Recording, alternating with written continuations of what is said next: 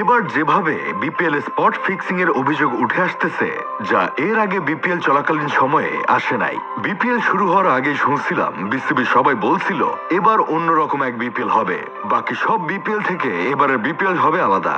এখন সত্যি মনে হচ্ছে আসলেই অন্যরকম বিপিএল হবে। দেশে বিদেশে প্লেয়ার মিলিয়ে প্রায় 40 জন প্লেয়ার এই সন্দেহের তালিকায় আছে বলে জানা যাচ্ছে।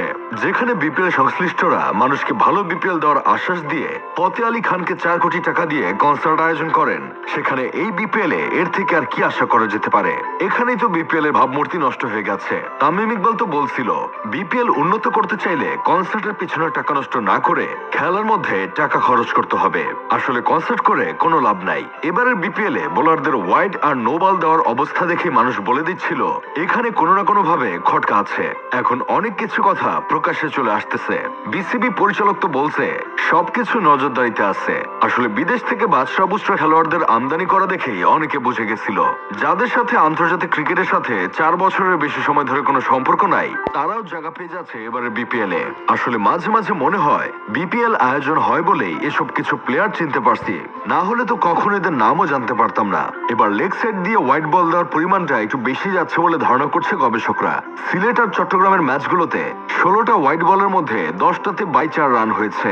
তাছাড়া স্পিন বোলারদের কাছ থেকে এত বড় লেভেলের নো বল দেখেও অনেকে সন্দেহ করছিল নিশ্চিত এখানে স্পট ফিক্সিং হচ্ছে। এখনো বড় কোনো প্রমাণ পাওয়া যায়নি। যদি প্রমাণ পাওয়া যায় তাহলে অবশ্যই এটা বিসিবির দেওয়া ভাষ্য মতে অন্যরকম এক বিপিএল হবে। তবে ধারণা করা যাচ্ছে এসব কাজে জড়িত বেশিরভাগ প্লেয়ারদেরই প্রায় শেষ সময় চলছে, কারণ পরের বার বিপিএল এর ড্রাফটে তারা থাকতেও পারেন আবার নাও থাকতে পারেন। তাই হয়তো এবারে বিপিএল থেকেই মালটু কামিয়ে নিয়ে যেতে হচ্ছে। এই কাণ্ড দেখে হয়তো দূর থেকে আমাদের সাবেক বিসিবি সভাপতি নাজমুল হোসেন পাপন ভাই একটু বেশি খুশি হচ্ছে, আর আপাকে ফোন দিয়ে বলতেছে আপা বিপিএল তো এবার কাম সারা হয়ে যাচ্ছে। এর আগে বাংলাদেশের বিপিএল এর এক কালো অধ্যায়ের সাক্ষী হয়েছিল মোহাম্মদ আশরাফুল। তার সেই ভুলের জন্য 5 বছর সাজা পেয়ে 18 সালে সাজামুক্ত হয়েছিল, কিন্তু সাজামুক্ত হওয়ার পরেও যেন তিনি সাজাই পেয়ে যাচ্ছিল।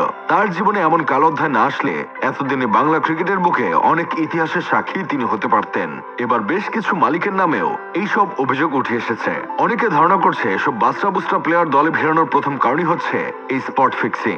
এসব ঘটনা শোনার পর থেকে আমার বন্ধু কেরামত বিপিএল এর যে কোনো ম্যাচ দেখলেই বলতেছে এই ম্যাচে ফিক্সিং হয়েছে। সেদিন রাজশাহী আর রংপুরের ম্যাচে রংপুর হেরে যাওয়া সে বলতেছে দুইটাই উত্তরবঙ্গের টিম, তাই রংপুর ইচ্ছা করে হেরেছে, নিজেদের এলাকার টিমকে সাহায্য করছে। যাই হোক, শেষমেশ আমি গোলাম হোসেন একটা কাজের কথা কই, ফ্র্যাঞ্চাইজি লিগগুলোতে স্পট ফিক্সিং এর ঘটনা নতুন কিছু না। প্রায় লিগগুলোই এমন ফিক্সিং নিয়ে প্রশ্ন উঠে আসে, কিন্তু বিপিএল চলাকালীন